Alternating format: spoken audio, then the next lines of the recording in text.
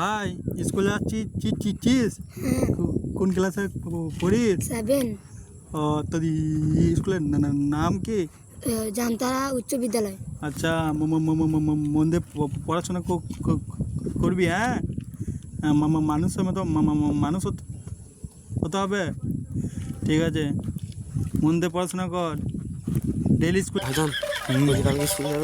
কালকে তো যাবো স্কুল ভাবছি, সেটাই মার দেখা করে আসি সাহেব ভাই।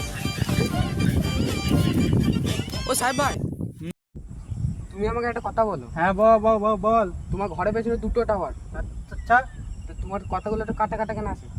তোকে অত গাড় পাকা মামাতে